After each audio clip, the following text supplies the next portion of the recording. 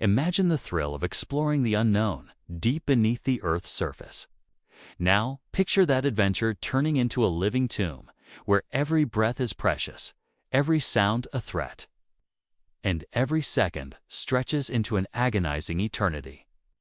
Today, Dark Truth Files brings you the chilling true story of the Mammoth Cave System incident in Kentucky, USA, where two seasoned cavers faced 12 days of darkness and fear, trapped in an underground hell. This isn't just a tale of survival. It's a terrifying tutorial on human endurance against overwhelming odds and the unseen horrors of absolute confinement.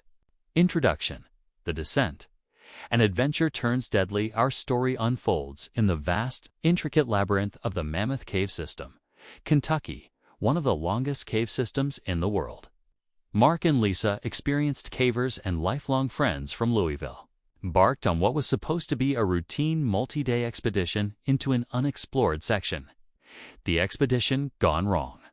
The plan: Mark and Lisa were mapping a newly discovered passage deep within the cave system.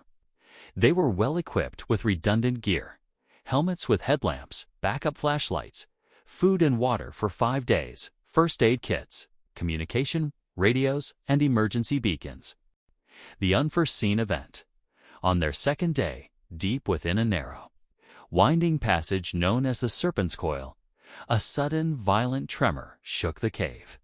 It wasn't an earthquake from the surface. It was a localized rockfall, a common, terrifying hazard in unstable cave environments.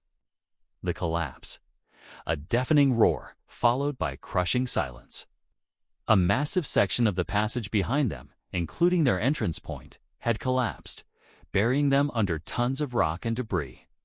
Their world instantly plunged into absolute darkness.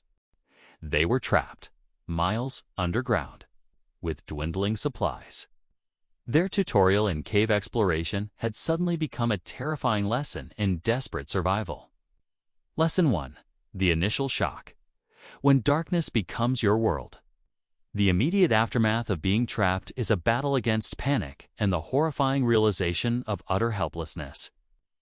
Mark and Lisa's first tutorial was about managing fear, assessing damage, and grasping the terrifying reality of their new prison. Step 1. Assessing the damage. Absolute darkness. Their primary headlamps were shattered by the force of the collapse. Their backup lights were buried under debris. They were in total, suffocating darkness. The immovable barrier. Mark, using his experience, tried to assess the rockfall. The sheer weight and volume of the collapsed ceiling made any attempt to clear it by hand impossible. "It's too big, Lisa," he whispered, his voice hoarse. "We're completely sealed in." Dwindling resources. They managed to salvage one functional headlamp, enough for minimal use, and their 2 small packs. Water, 3 gallons, food for 3 days. Emergency radio. Dead. Beacon. Still working, but could it penetrate miles of rock? Step 2. Battling the claustrophobia and panic. The crushing walls, the confined space, the lack of light, and the immense weight of the rock above them triggered severe claustrophobia. Lisa, despite her training, felt the walls closing in. Mark, usually stoic, felt a primal terror. Managing fear, Mark immediately implemented a breath protocol. Control your breathing, Lisa. Deep, slow breaths. Panic consumes oxygen faster. This was their first crucial survival tutorial. Managing internal fear to conserve resources. The illusion of time. Without light, their sense of time vanished. They tried to keep track using their watches, but every minute felt like an hour, every hour a day. This disorienting effect was a subtle form of psychological torture. The air grew heavy with the smell of damp earth and their own fear. Their single working headlamp became their most precious possession, used only for fleeting moments. The silence was absolute, broken only by their own ragged breaths and the distant, terrifying sound of water dripping, reminding them of the endless, hungry cave. They were alive, but how long could their minds endure the psychological pressure of complete darkness and isolation? knowing rescue might never come. Their world had shrunk to a few square feet, and every second was a brutal test of will. Lesson 2. Sustaining life. The raw mechanics of underground survival deep underground, is a brutal lesson in resource management, self-control, and fighting against your own biology. Mark and Lisa's tutorial became a meticulous, day-by-day struggle for existence. Step 1. Water conservation, the drip. Their most critical resource was water. Their 3 gallons were enough for only 3 days, if rationed strictly. Luckily, they found a slow, consistent drip of water from a crack in the ceiling. Collection method. They used a piece of emergency tarp to create a funnel, guiding the precious drops into an empty water bottle. Each drop was a victory. This was a painstaking process, taking hours to collect even a small amount, teaching them extreme patience. Survival tip: always look for water sources. Even cave drips, though often mineral-rich, can sustain life in an emergency. Strict rationing. They established a strict rationing schedule. A few sips every few hours, just enough to moisten their mouths and prevent severe dehydration. Step 2. Food and energy. Minimalist diet. Their 3 days of food stretched to 5 by cutting portions to bare minimums. After that, they had nothing but their emergency energy bars. Hunger became a constant, gnawing presence. Survival tip: calorie intake reduces drastically in cold, dark, inactive environments, so food lasts longer than expected. Conserving body heat. The cave temperature was constant and chilly. They huddled together, used their emergency blankets, and stayed as still as possible to conserve body heat and energy. Movement was kept to an absolute minimum. Step 3. Managing waste and air hygiene protocol to prevent disease in the confined space. They used their limited plastic bags for waste, sealing them tightly and storing them away. Hygiene was crucial to avoid further complications. Air quality. The air in their sealed chamber was finite. They monitored their breathing, kept calm, and avoided any strenuous activity. They knew hyperventilation could deplete their oxygen supply faster. Survival tip: in sealed environments, calm breathing and minimal exertion are critical for extending breathable air supply. Days bled into a torturous blur. Hunger became a constant companion, but thirst was the real demon. The cold seeped into their bones, and the silence was only broken by their own stomach growls and the rhythmic drip of precious water. How long can a human body endure extreme deprivation before it starts to shut down, before the mind, starved of energy, succumbs to the crushing darkness? Their fight for every breath, every drop, was a brutal testament to the will to live. Lesson 3. The psychological gauntlet. The mind's unseen torture beyond physical needs. Prolonged confinement in absolute darkness tests the very fabric of sanity. Mark and Lisa's tutorial was a harrowing journey through the depths of psychological resilience. Step 1. Fighting the demons of the mind. Sensory deprivation effects. By day 4, hallucinations began. Mark saw flickering lights that weren't there. Lisa heard faint, distorted voices calling her name. Their brains, starved of external input, began to create their own reality. Survival tip: acknowledge hallucinations as brain responses, not reality. Try to engage other senses to ground yourself. Loss of time and reality. Without light, day and night lost meaning. Sleep cycles became erratic. They tried to keep track using a mental day count system, but the passage of time felt profoundly distorted. The blurring of identity. Prolonged isolation and darkness can erode one's sense of self. They constantly reminded each other of their names, their families, their purpose for being there as anchors to reality. Step 2. Maintaining mental fortitude. Verbal engagement. They talked continuously about their lives, their favorite memories, even mundane things like recipes or past adventures. This constant verbal interaction was crucial to prevent complete psychological breakdown. Survival tip: keep talking, even to yourself. Verbalizing thoughts helps organize them and combat the disorienting effects of silence. Shared hope. They reminded each other of their families waiting, the world outside, the hope of rescue. They shared their fears, but always ended on a note of reassurance. "We're going to get through this, Lisa. I know, Mark." Mental exercises.